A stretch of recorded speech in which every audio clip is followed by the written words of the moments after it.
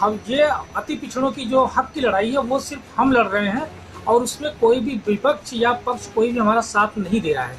ये हमारे लोगों को लूटने का काम कर रहे हैं। तो इसमें कितनी सच्चाई है? क्योंकि आप उनके साथ करीब 18-20 साल आप रहे हैं, तो आप ज़्यादा बेहतर बता सकते हैं कितनी सच्चाई है सर। उत्तर प्रदेश में पिछड़ों और अगरों को लड़ाने वाला कोई अगर नेता है जी तो उसका नाम है ओम प्रकाश राजभर। जी अति पिछड़ों की लड़ाई लड़ रहे हैं, बाकी लोग उत्तर प्रदेश में नहीं रहते हैं। जी सबकी लड़ाई लड़नी चाहिए ना। जी। एक नेता का काम है कि सभी जाति धर्म के लोगों, मजहब के लोगों को लेकर साथ में चले ना, जी कि केवल अति पिछड़ों की लड़ाई लड़ेंगे, बाकी लोग को से मतलब नहीं है।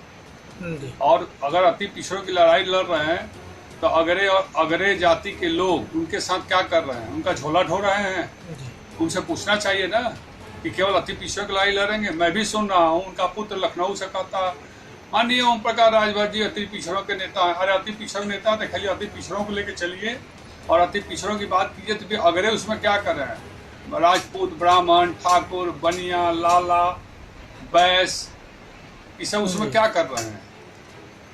ये तो सरासर झूठ बोल रहे हैं। वो किसी की लड़ाई नहीं लड़ रहे, अपने परिवार को आगे बढ़ाने की लड़ाई लड़ रहे हैं। सर, जैसा कि आपने वो पार्टी छोड़ दी और आपने अपनी नई पार्टी का गठन किया है, तो क्या इसमें भी ओम प्रकाश जी का कोई इंटरफेयर हो रहा है? ओम प्रकाश राजभर जी हमारे राष्ट्रीय अध्यक्ष को 20 बार फोन कर चुके हैं, हमारे प्रदेश अध्यक्ष को 10 बार फोन कर चुके हैं, हमारे मंडल अध्यक्ष के यहाँ अपना आदमी भेजकर तोड़ने का काम कर रहे हैं। और आपको मैं बता दूं, 24 लोकसभा चुनाव तक अगर ओम प्रकाश राजभर असवलदेव भारतीय समाज पार्टी का मैं बाजा ना बजा दिया तो मेरा भी नाम शशि प्रताप सिंह नहीं।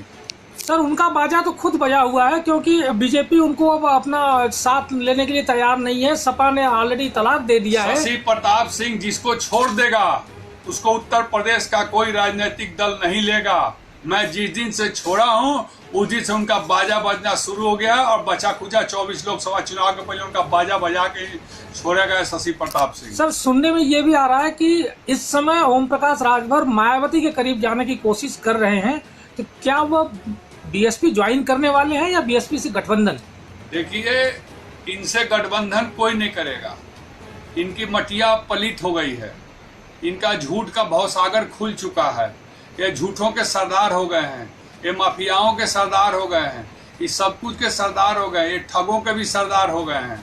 अब इनको कोई पार्टी लेने होने वाला है नहीं, क्योंकि राजनीति में उत्तर प्रदेश में पहली बार 75 साल की आज़ादी में अविश्वासी नेता कोई उभर कर सामने आया तो उसका नाम है माननीय ओम प्रकाश राजभर। और विश्वास इनके ऊपर अब कोई दल और कोई कार्यकर्ता और कोई वोटर इन पर नहीं करने वाला, क्योंकि अब पलटू राम है। पलटू राम कब पलट जाएंगे, यू टर्न ले लेंगे, कोई भरोसा इन पर नहीं कर सकता है।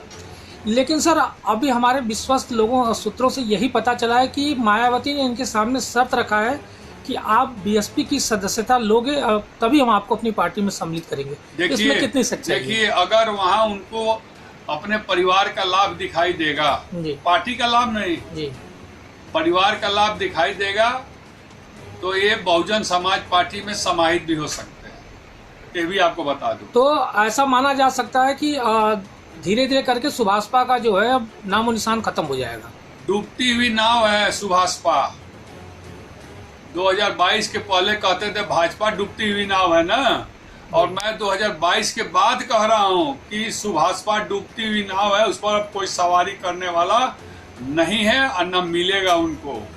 तो निकट भविष्य में क्या सर आपकी कभी उनसे गठबंधन की चर्चाएं हो सकती हैं? मैं उनका बाजा बजाऊंगा, बाजा। उन्होंने 3.5 साल नहीं, पूरे 17-18 साल दूसरे पार्टियों का बाजा बजाया है ना।